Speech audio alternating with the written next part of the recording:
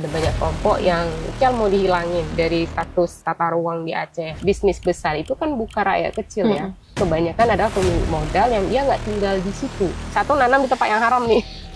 Yang kedua, cara bukanya juga buka yang cara haram. Era antroposen tuh era di mana manusia tuh menguasai segalanya, menguasai alamnya, berada di atas. Tapi apalah artinya pertumbuhan ekonomi atau pembangunan ketika alamnya habis? Sebenarnya bukan warisan, ini titipan. Apakah kita akan merusak itu sekarang?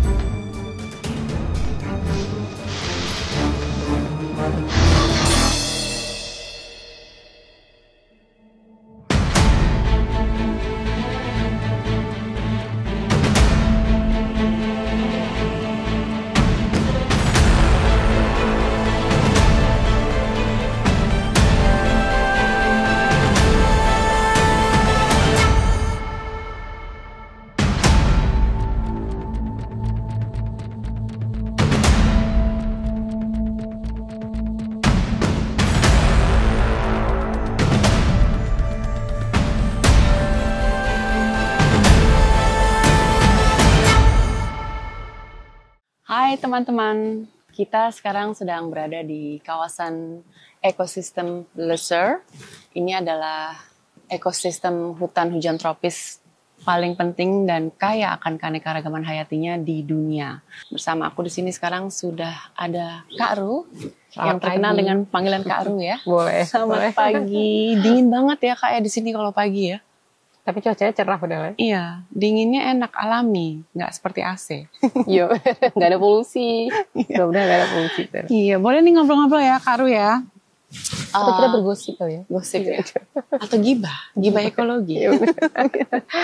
Kak Ru, boleh ceritain nggak tentang kawasan ekosistem Lesser ini dan bagian-bagiannya? Mungkin kan banyak teman-teman sana yang belum paham atau jelas bagian-bagian dari kawasan ekosistem Lesser atau Taman Nasional Gunung Lesser, terus hutan lindung.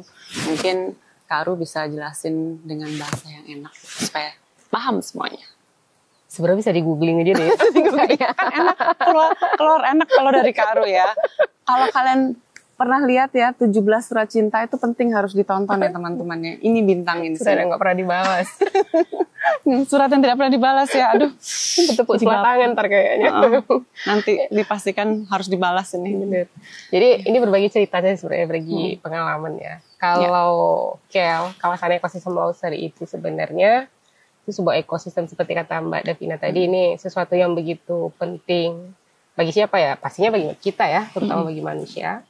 Karena ada banyak ruang hidup, ada banyak sumber kehidupan di sana. Nah, Kel itu sendiri kalau di Aceh ada di 13 kabupaten, di Sumut sekitar 5 kecamatan dengan luasan 2,6 juta hektar. Jadi begitu luas sebenarnya, tapi kemudian 2,6 ini kan bukan hanya sekedar ruang yang proteksi ya, artinya hanya hutan lindung, hanya hutan konservasi, enggak sebenarnya. Karena ini ekosistem, makanya dia ada pembagian ruang di sana ya, ada pembagian status kawasan. Toh ekosistem itu bagaimana keadilan ekologi itu terjadi kan di sebuah kawasan ekosistem. Nah makanya kalau di Kel sendiri nanti ada hutan lindung, ada hutan produksi, ada hutan produksi terbatas (HPT), ada APL. Sebenarnya kita sering ya mengibaratkan kawasan ekosistem itu Lesser khususnya itu kayak sebuah rumah kecil. Kemarin gitu ya. aku suka tuh analoginya Kak Ru. Coba diceritakan lagi. Ya, karena terkadang ketika orang nyebut Kel gitu ya, ini semuanya lindung, nggak boleh diapa-apain, nggak boleh dimanfaatkan, petani nggak boleh berkebun, nggak seperti itu. Kalau dianalogikan ke sebuah rumah, tentu rumah ada sebuah kawasan inti, ada ruang inti, kamar misalnya. Kemudian ada dapur, ada ruang tamu, ada ruang keluarga kan, kemudian ada halaman. Nah kalau di Kel ada, ini kita sedang berada di salah satu kawasan inti kan, Taman Nasional, yang itu kalau kita ibaratkan tuh kamar. Ya. Jadi kalau masuk ke kamar kita kan tidak boleh sembarangan juga kan, harus ada izin kepada yang pemilik kamar gitu. Nah inilah salah satu kawasan inti atau kawasan konservasi. Nah kalau di peta biasanya warna ungu. Nah warna ungu ini menjadi bagian penting yang disebut dengan kawasan konservasi. Nah itu satu bagian ya di KEL, tapi dia tetap di dalam status lindung, namanya konservasi.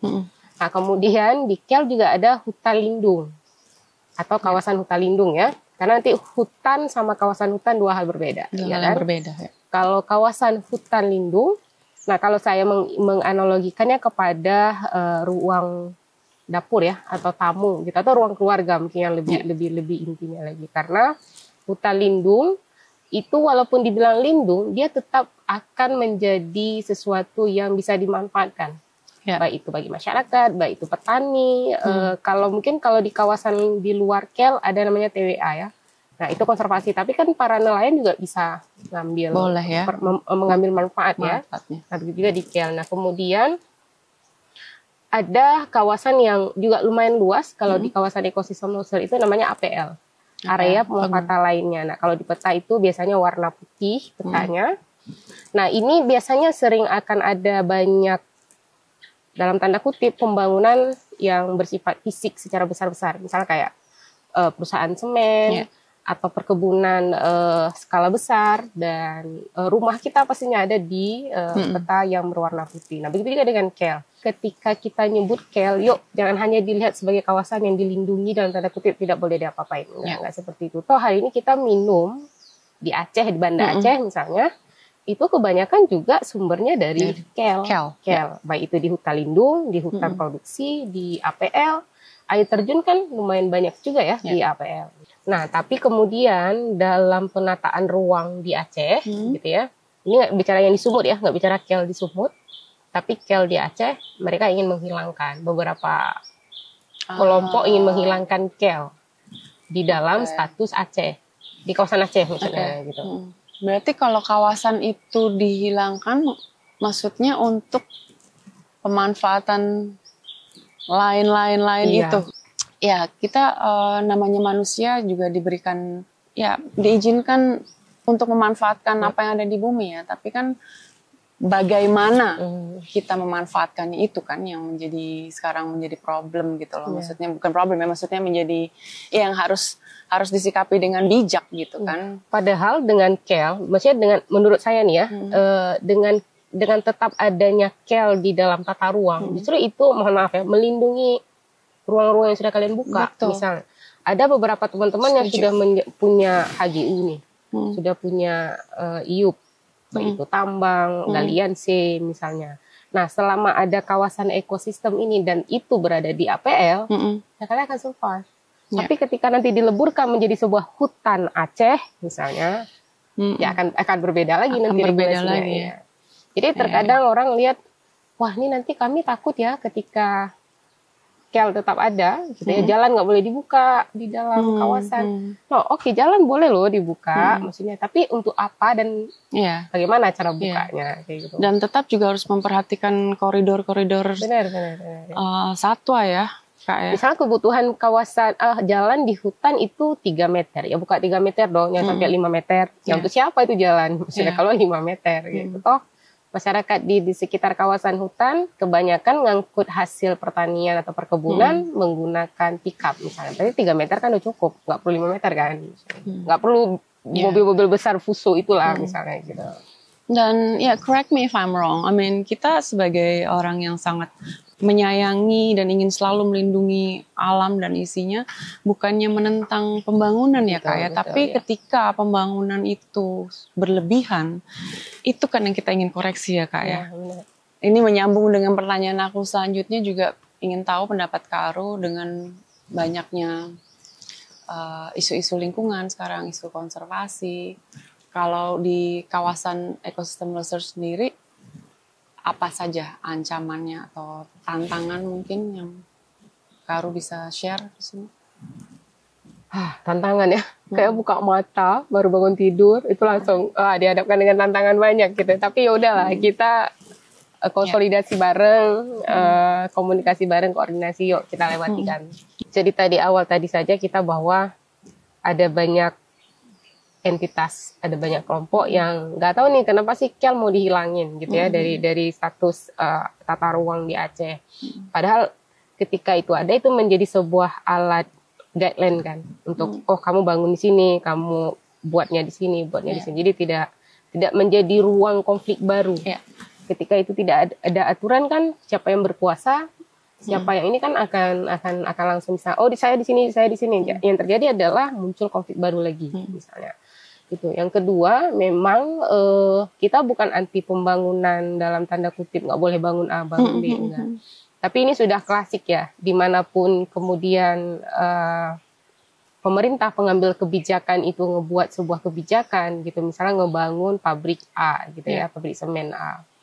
Nah ini terkadang dokumen-dokumennya sering hanya formalitas, tapi tidak ngecek benar ke lokasinya, sehingga kita advokasi nih. Nah, ketika advokasi justru kita dianggap melawan negara gitu ya, melawan kebijakan, karena lagi-lagi yang terjadi ketika mereka bicara pembangunan ya atas nama rakyat. Emang kita nggak bekerja untuk rakyat. Toh kami juga rakyat loh yang kemudian menurut kami yang di dekat kawasan hutan, ya ini ruang hidup kami kayak gitu. Karena hari ini yang punya apa istilahnya ya, bisnis besar itu kan bukan rakyat kecil ya, tapi kebanyakan adalah pemilik modal yang dia nggak tinggal di situ. Ketika terjadi banjir, ketika terjadi bencana-bencana lain, ya kalian jauh loh. Yang akan merasakan itu ya kami di dekat-dekat kawasan hutan ini gitu. Iya, dan harus paham juga ya bahwa mengambil keputusan di mana mau membangun ini, membangun itu, tanpa memikirkan dampak di sekitar gitu kan. Dimana kita tahu semuanya ini kan saling terkait ya, saling terhubung juga gitu. Dan ya kebanyakan seperti itu ya, ketika orang membicarakan ingin melindungi atau melestarikan lingkungan, terkesan menentang pembangunan, menentang pertumbuhan ekonomi. Sebenarnya tidak seperti itu gitu kan. Sebenarnya dengan kita menjaga, melestarikan, melindungi alam, itu kan pembangunan dan pertumbuhan ekonomi itu akan terus berjalan gitu ketika kita berjalan sesuai dengan koridor ya. Apalagi teman-teman di sini kan yang tahu kehidupan di sini ya. Jadi seharusnya ada pemahaman baik di pemerintah, di pusat maupun dengan perusahaan-perusahaan yang ingin membuka atau membangun usaha di sini gitu untuk memperhatikan alam di sini agar tidak rusak ya Kak. Kemarin nih kan kita jalan-jalan nih, kita happy banget dan sampai bisa melihat orangutan liar di alam. Itu luar biasa. Itu tidak bisa dihitung pakai apapun juga sih. Maksudnya ya kita kalau mau lihat satwa liar ya di alam, bukan di tempat lain. Dan kita juga kandang. Iya, bukan di kandang gitu kan. Kecuali yang direhabilitasi ya, beda itu ya gitu. Tapi kalau untuk cuma hanya hiburan itu menyalahi lah gitu. Dan kita justru lebih bisa melihat perilaku alami mereka, kita bisa belajar melihat ya perilaku alami mereka di alam gitu loh, daripada ketika mereka di kandang gitu. Nah, membicarakan satwa di sini, bagaimana kehidupan satwa-satwa di sini, Kak Aruh? Dengan adanya mungkin ya masuknya kehidupan manusia merambah ke hutan. Iya. Satwa-satwa apa saja yang mungkin terancam atau bisa ceritain? Ya kok makin hari makin terkesan manusia ini kayak di atas gitu ya. Maksudnya yang lain itu kayak di bawah. Jadi tanpa melihat bagaimana kehidupan. Bahwa alam ini semua makhluk hidup, biosfera ini butuh. Jadi tidak hanya manusia yang butuh hidup kan itu dia. Nah yang terjadi hari ini misalnya kayak kemarin. Kak Aruh sampai berkaca-kaca loh. Aku kok tiba-tiba dia merasa tersakiti sekali alamnya itu di. Sorry intermezzo. No, okay. Intermezzo. Nggak apa. Ya. I feel you. Ya. Misal kayak kemarin, Mbak Davina welcome the jungle gitu ya, Amin. Bisa melihat satwa di alamnya, di habitatnya gitu ya. Tapi kalau kita flashback ke 5-10 tahun yang lalu misalnya, kemarin kita agak jauh kan, baru menemukan dia ya. Artinya ada ruang hidup dia yang mulai terganggu ya. Mungkin tidak hanya pada orang hutan gitu ya. Bagaimana dengan satwa-satwa yang lain? Yang terjadi adalah kalau di KL, semakin sempitnya ruang hidup mereka, semakin sempitnya habitat, yang membuat ya jumlah populasi semakin hari semakin berkurang. Itu satu hal ya. Ada lagi misalnya dimensi perburuan liar yang kemudian terus dengan lifestyle hidup sebagian kelompok orang yang memicu untuk diburu di alam. Tapi kemudian yang paling besar juga adalah kehilangan rumah mereka. Karena kayak tadi atas nama pembangunan gitu ya, itu menghalalkan ya segala kayak tadi ya udah itu kan hewan gitu. Ya, dianggap cuma hewan. Ya, maka ketika teman-teman di konservasi sering dibilang kalian lebih milih monyet ya ketimbang manusia. Ketika kita bicara kan sering ya itu sudah hampir. Iya, saya juga sering dapat kayak begitu kok, Kak. Setiap hari. Lebih milih satwa, lebih milih hewan ya. Iya, gimana? Iya, padahal kemudian kok kita lihat kalau dulu, kalau di Aceh nih misalnya ya, kalau kita baca sejarah, gajah itu bisa hidup berdampingan sangat dengan orang tua kita dulu. Malah Iskandar Muda, salah satu raja Aceh gitu ya, dia punya 1000 pasukan gajah. Artinya kalau di sekeliling kerajaan punya 1000, ada 10.000 lebih nih di hutan, gitu yang sama sekali tidak terjadi konflik, sama sekali tidak terjadi ada interaksi aktif antara manusia dengan. Kenapa orang dulu, zaman dulu itu kok lebih pintar ya? Ketimbang kita yang hari ini begitu luar biasa teknologi. Kalau itu kemudian dikombinasi dengan pengetahuan sekarang, dengan cara hidup, attitude kita, dengan ekologi, ya kayaknya nggak akan terjadilah bahwa hari ini ada banyak kasus di pengadilan yang tiba-tiba orang jual kulit harimau, orang hutan yang bayi orang hutan dan lain sebagainya. Artinya kalau ditanya soal satwa, ya satwa juga makhluk hidup yang kemudian juga mentransfer banyak fungsi ya kepada manusia. Jadi kita sering manusia itu kayak kami lebih tahu, kami lebih punya makna hidup ketimbang kalian. No, come on. Jangankan gajah yang lebih besar, mamalia, burung gitu ya. Pacat saja yang paling kecil yang dianggap menjadi musuh gitu ya ketika masuk hutan, dia punya peran gitu ya. Bagaimana kemudian menjaga kelembaban dan lain sebagainya. Mereka punya peran untuk menjaga keseimbangan semuanya ya. Terkadang manusia yang nggak memberi manfaat ya. Iya, jadi sepertinya sekarang nih banyak ilmuwan juga bilang kalau kita tuh memasuki era antroposen. Era antroposen tuh era di mana manusia tuh menguasai segalanya, menguasai alamnya, berada di atas segalanya. Dan sekarang udah di fase sepertinya melebihi batas dari kapasitas yang seharusnya bumi bisa berikan ya gitu loh. Dan aku suka melihat banyak berita gitu seperti ada yang terputus gitu loh antara hati dengan isi kepala manusia nih yang dibilang pintar dengan hati nurani ya. Jangan mention. Ketika membicarakan pembangunan yang menghalalkan atau menerobos segala aturan undang-undang yang ada, sebenarnya kita juga udah ada kan aturan undang-undang yang mengatur itu semua agar tidak menjadi sebuah kerusakan massal gitu loh. Tapi kok seolah-olah ditebas semuanya, diperbolehkan semuanya hanya untuk ya itu in the name of pertumbuhan ekonomi, pembangunan. Tapi apalah artinya pertumbuhan ekonomi atau pembangunan ketika alamnya habis gitu loh.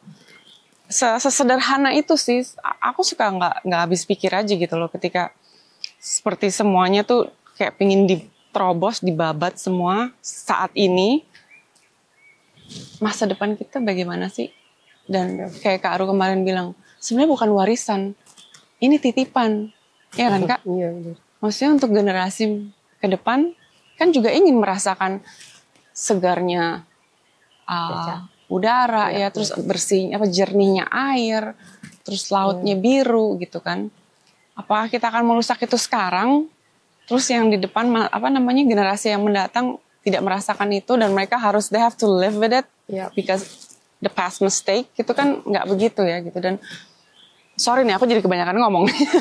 Maksudnya kayak kita chit-chat. Ya, jadi kayak kenapa manusia itu tidak bisa melihat hidup harmonis gitu. Kayak kita di sini kan sangat apa ya, adore nature. Ya, ada suara burung indah banget. Terus kayak kemarin kita jalan, every little thing alive. Yep. Semuanya itu hidup, dan kita itu Indonesia itu kedua ya, hutan hujan basah terkaya di dunia gitu.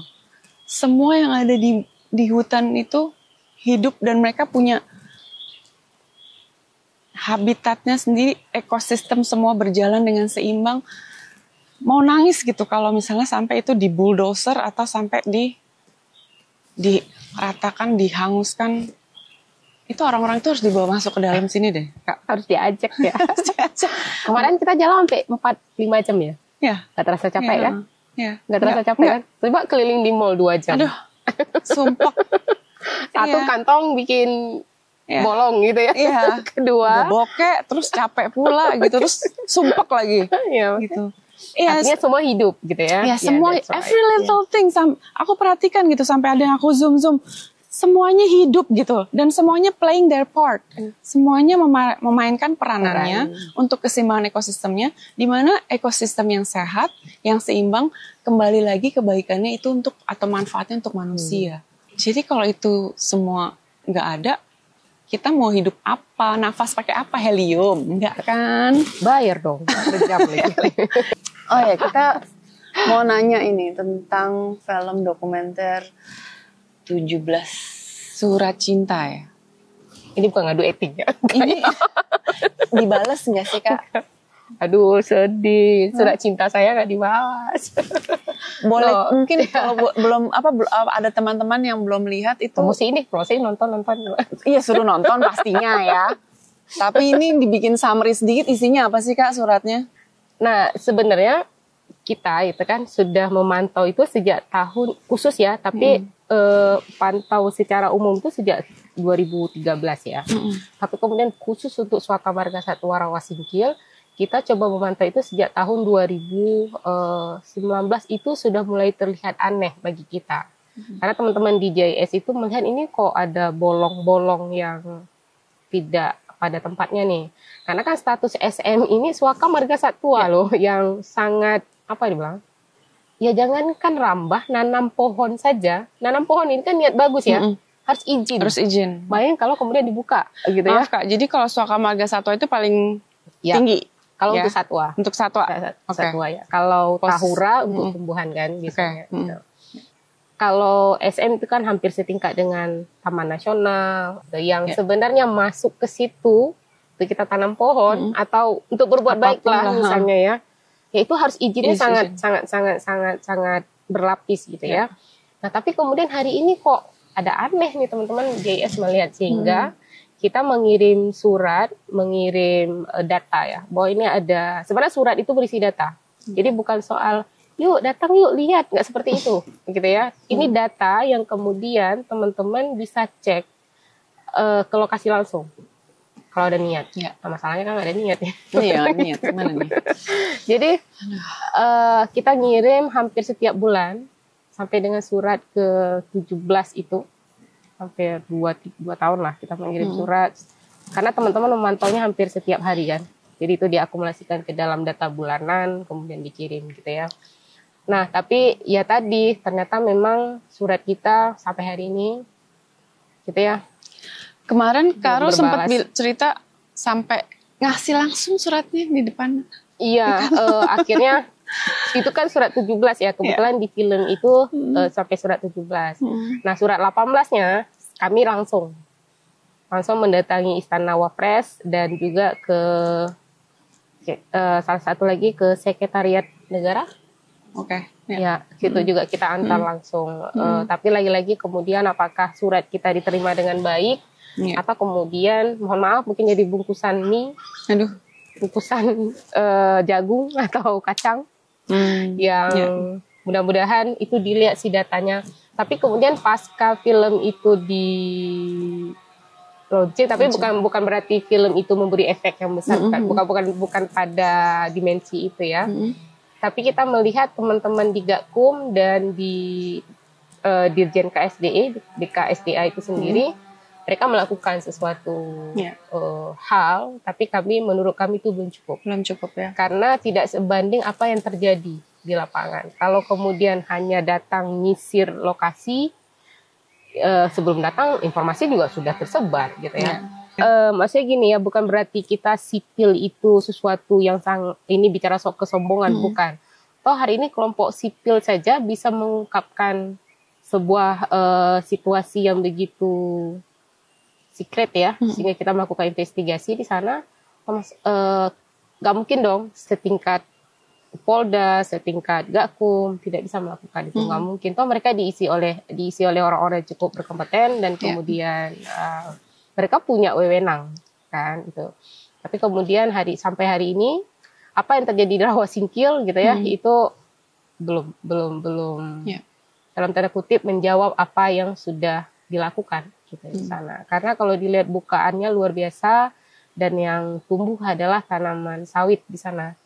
Yang menurut kita lagi-lagi cara mereka menanam sawit juga, satu, nanam di tempat yang haram nih. Yang kedua, cara bukanya juga buka yang cara haram gitu ya, dalam tanda kutip. Mereka buat dulu land clearing dulu area, kemudian buat kanal. Salah satu fungsi SM atau rawa itu kan bagaimana menjadi tempat tampungan air ketika musim hujan. Ketika musim kering dia akan melepaskan. Tapi ketika dibuat kanal jadi kering, ya udah. Tapi orang-orang itu klaim kalau mereka nggak apa-apa punya izin gitu. Atau bagaimana sih? Secara aturan tidak boleh ada izin apapun. Iya, seharusnya seperti itu kan. Nah, maka itu yang maksud aku, meskipun mereka bilang kita bisa punya izin, nggak boleh seharusnya kan.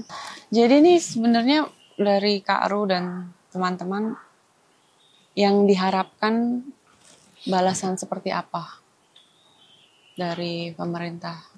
Terima kasih Mbak Davina sudah ngajak kita untuk cicet hari di sini ya. Siapa tahu dengan suaranya Mbak Davina, wajah Mbak Davina gitu ya, teman-teman di Jakarta khususnya di nasional gitu ya, bisa melihat lebih real di lapangan apa yang terjadi gitu. Satu, ketika kami menyuarakan ini, membuat film 17 Surat Cinta, itu bagian dari pengabdian kami sebagai warga negara gitu.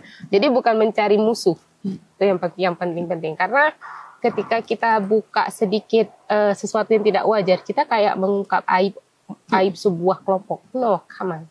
Ini terjadi ya karena kita tidak bekerja dengan baik, kan itu. Kalau ini bekerja dengan baik, tentu film ini tidak ada, kan itu.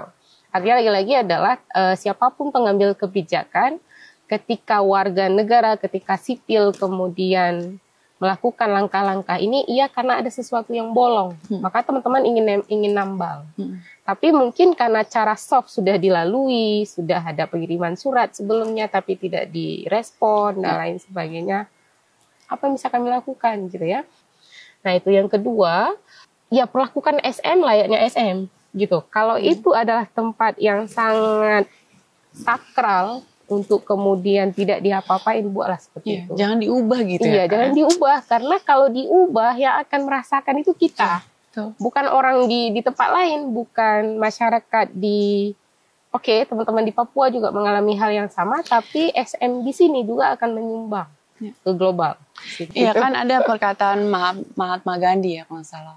Sebenarnya bumi itu cukup untuk memenuhi kebutuhan semua manusia, tapi tidak akan cukup untuk satu orang yang serakah, yang rakus. Benar. Tapi kok ini sekarang, apakah kita bagian dari serakah itu yang perlu kita refleksi diri kan? Oke, jadi untuk teman-teman di sana, menurut teman-teman bagaimana sih ketika ada orang yang masih mempertanyakan mengapa kita harus mengembalikan ekosistem seperti semula? Thank you ya. Luar biasa. Thank you. Kamu luar biasa. Kita sama-sama bareng punya potensi yang ini. Kita harus saling bekerja bersama ini.